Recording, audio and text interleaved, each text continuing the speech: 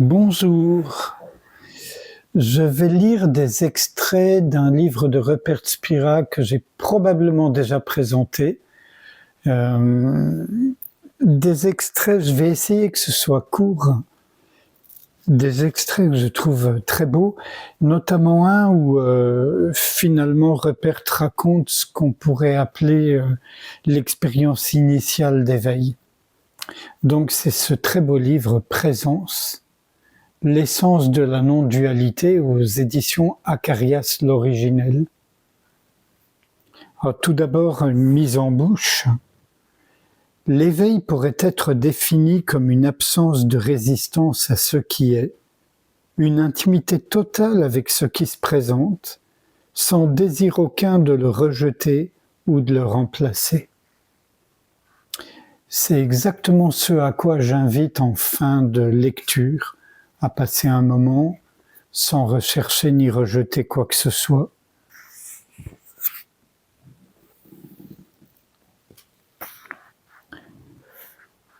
Voilà.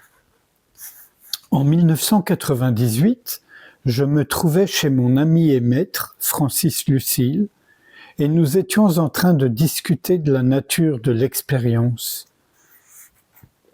À un moment donné, un chien s'est mis à aboyer au loin et je fis la remarque suivante. Que le chien soit dehors, loin et séparé de moi semblait être un fait d'expérience. Francis me dit « Ferme les yeux et pose tes mains sur le tapis. » J'ai posé mes mains sur le tapis, puis il m'a demandé « Maintenant, où a lieu cette sensation ?» C'est tout ce qu'il dit. Il devint soudain clair à ce moment-là que la sensation du tapis se trouvait à l'intérieur de moi, c'est-à-dire à l'intérieur de cette conscience-présence qui perçoit, apparaissant exactement au même endroit que mes pensées et mes sensations corporelles. En ouvrant les yeux, le tapis parut de nouveau situé à l'extérieur. Cependant, je me disais que le tapis n'était qu'une seule chose. En tant que sensation, il semblait être à l'intérieur, mais en tant que perception visuelle, il semblait se trouver à l'extérieur. Qu'en était-il donc ? Ça ne pouvait être les deux. C'est de cette manière que j'explorais mon expérience, que j'expérimentais, toujours avec la même question à l'esprit. Quelle est la véritable nature de cette expérience ? Je ne voulais pas d'une réponse rationnelle énoncée dans ces termes non duels qui m'étaient devenus si familiers en 20 ans de recherche. Je voulais une expérience directe. Je m'asseyais des heures durant, refusant l'étiquetage conventionnel que la pensée surimposait à l'expérience, laissant celle-ci se révéler telle qu'elle est. Au fil du temps, il devint de plus en plus évident que toute expérience avait lieu au sein de la conscience-présence, c'est-à-dire à l'intérieur de moi, quoi que cela puisse être. À un certain moment, j'en vins à voir de façon expérientielle que s'il n'y avait rien à l'extérieur de l'expérience, rien ne pouvait exister à l'intérieur, car intérieur et extérieur représentent les deux faces d'une même pièce. L'un ne peut aller sans l'autre. Seule demeure l'expérience, ni intérieure ni extérieure, et la totalité de cette expérience est imprégnée de la conscience-présence, notre soi. Elle est inséparable, elle en est inséparable, et elle en est fondamentalement constituée. En fait, il est trompeur d'avoir trois mots, l'expérience, la conscience-présence et notre soi, pour cela qui est toujours un.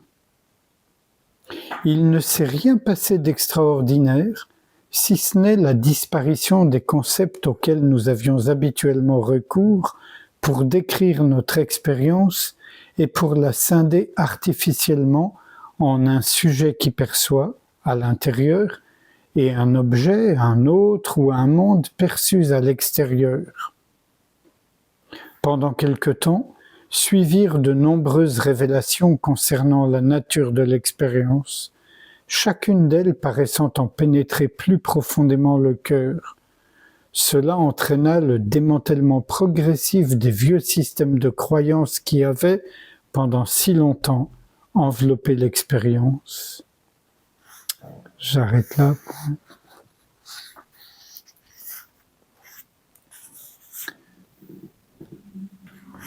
L'expérience, c'est tout ce que nous connaissons ou pourrions connaître. Aussi, commençons par là. Par où pourrions-nous commencer autrement? Quelle est la réalité de cette expérience actuelle? Je passe des extraits. Chaque expérience est en quelque sorte éclairée et simultanément connue par notre soi, cette présence consciente. Sans lui, aucune expérience n'est possible.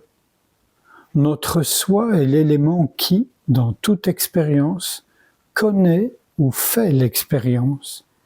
Il est également la dimension d'être ou d'existence de toute expérience, le « suis » du soi et le « est » de toute chose apparente. Les expériences changent sans cesse, mais le processus de faire l'expérience reste présent tout au long de ces changements.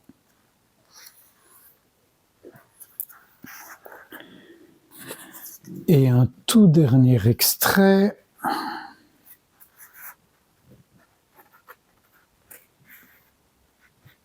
Le mental, le corps et le monde changent constamment dans notre expérience et ne sont pas toujours présents.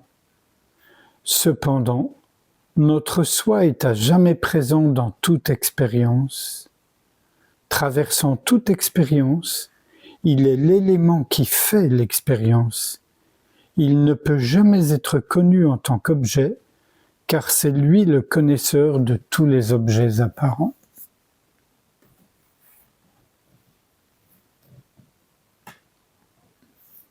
Sans réfléchir à ce qui vient d'être lu, je vous invite à passer un moment en silence ensemble, à ne rien faire, à ne pas s'impliquer dans les pensées, les sensations, etc. Juste être conscient sans effort.